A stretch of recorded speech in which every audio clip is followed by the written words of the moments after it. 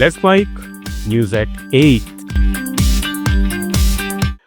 तमिलनाडु में शिवगंगा जिले में 21 साल के आकाश डेलिसन की हिरासत में मौत के मामले में राज्य सरकार ने 6 पुलिस कार्मिकों को निलंबित कर दिया है। इनमें inspector Dilipan, sub inspector Gugan और 4 अन्य शामिल हैं। आरोप है कि इन्होंने युवक पर कथित तौर पर हमला कर उसका पैर तोड़ा, उसे ब्रेन हैमरेज हुआ और समय पर इलाज नहीं मिलने से उसकी मौत हो गई। परिवार और वीसी के नेता थोलथिरु मावलन ने सभी दोषियों की गिरफ्तारी की मांग की है। सरकार ने मृतकों के परिजनों को 6 लाख रुपए मुआवजा दिया है। अब सीबीसीआईडी जांच में जुटी है। दूसरी ओर थुथुकुडी के कुलाथुर में 17 साल की लड़की से कथित बलात्कार और हत्या के मामले में परिवार ने अपराधी की गिरफ्तारी नहीं होने तक एक बार फिर शव लेने से इनकार कर दिया है।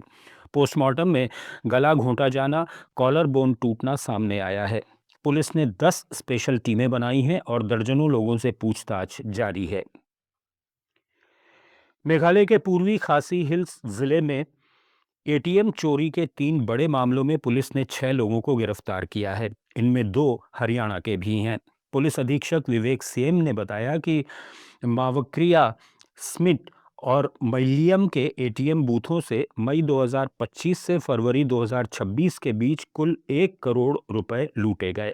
हरियाणा के नूह जिले से 2 मुख्य आरोपी पकड़े गए, जबकि शिलोंग के 2 स्थानीय सहयोगी और असम के बोंगईगांव और गुवाहाटी से 2 अन्य गिरफ्तार किए गए। पुलिस टीम हरियाणा में भीड़ के हमले का भी शिकार हुई, लेकिन जांच जारी है और बाकी सदस्यों की तलाश हो रही है। केरल के प्रसिद्ध सबरीमाला मंदिर में घी घोटाले की नई ऑडिट रिपोर्ट सामने आई है।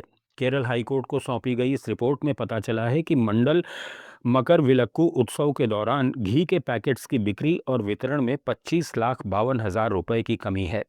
मंदिर के रिकॉर्ड्स में सिर्फ 3 करोड़ 17 लाख रुपए जमा दिखाए गए, जबकि असल राशि 3 करोड़ 42 लाख रुपए होनी चाहिए थी। ऑडिट टीम ने घी की माप, रिकॉर्ड रखने और वितरण में बड़ी अनियमितताएं पाई, जैसे नोटबुक में कैजुअल एंट्रीज और कोई सही माप नहीं मिला। देवस्वम बोर्ड को 4 बार सवाल भेजे गए, लेकिन कोई जवाब नहीं आया। हाईकोर्ट ने अब पूरी जांच और सुधार के आदेश दिए हैं। मणिपुर के उरखुल जिले में 2 ग्रामीणों की हत्या के बाद तनाव बढ़ गया। Kuki civil society organisation working committee ने घटना की कड़ी निंदा करते हुए आरोपियों को फांसी की सजा देने की मांग की है। संगठन के अनुसार 12 मार्च को 2 कुकी पुरुषों के शव बरामद हुए, जिनके हाथ पीछे बंधे थे, आंखों पर पट्टी थी और शरीर पर हमले के निशान पाए गए, जिसके बाद उन्हें गोली मारी गई थी। इस घटना के विरोध में समिति ने इम्फाल उरुखुल सड़क पर पूर्ण बंद का आह्वान किया है और कहा है कि जब तक दोषियों के खिलाफ सख्त कार्रवाई नहीं होगी, आंदोलन जारी रहेगा। वहीं पुलिस और प्रशासन ने इलाके में सुरक्षा बढ़ा दी है। कर्नाटक हाईकोर्ट ने कर्नाटक पावर ट्रांसमिशन कॉरपोरेशन के उस नियम को वैध ठहराया है जिसमें भ्रष्टाचार के मामलों में लोकायुक्त की जांच के बाद विभागीय जांच भी लोकायुक्त की जांच विंग को सौंपी जाती है।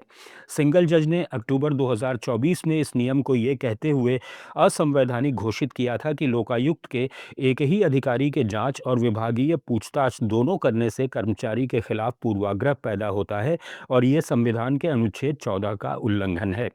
इसके बाद डिवीजन बेंच ने लोकायुक्त रजिस्ट्रार की अपील मंजूर करते हुए सिंगल जज के फैसले को पलट दिया। जस्टिस डीके सिंह और जस्टिस एस रचैया की बेंच ने कहा कि यह व्यवस्था भ्रष्टाचार विरोधी जांच को मजबूत बनाती है और इसमें कोई पक्षपात नहीं है। सिक्किम के गंगटोक जिले में सरकारी धन के कथित गबन के मामले में सतर्कता पुलिस ने एक जूनियर इंजीनियर और एक स्थानीय व्यापारी को गिरफ्तार किया है। जांच में पता चला कि जवाहरलाल नेहरू रोड पर क्रैश बैरियर लगाने के लिए सीमा क्षेत्र विकास कार्यक्रम के तहत मंजूर लगभग 50 लाख रुपए फर्जी बिल और अधूरे काम के जरिए हड़प लिए गए। अधिकारियों के अनुसार आरोपियों ने सामग्री की आपूर्ति दिखाकर भुगतान लिया, जबकि जमीन पर बैरियर लगाए ही नहीं गए, जिससे न केवल सरकारी खजाने को नुकसान हुआ बल्कि सड़क सुरक्षा भी प्रभावित हुई। दोनों पर धोखाधड़ी, आपराधिक विश्वासघात और खातों में हेरफेर के गंभीर आरोप हैं। इस मामले में आगे और गिरफ्तारी हो सकती है। न्यूज़ एट 8 में फिलहाल इतना ही। जुड़े रहिए लेट्स माइक के साथ। आप सुन रहे थे let's mic more than radio. Follow कीजिए हमें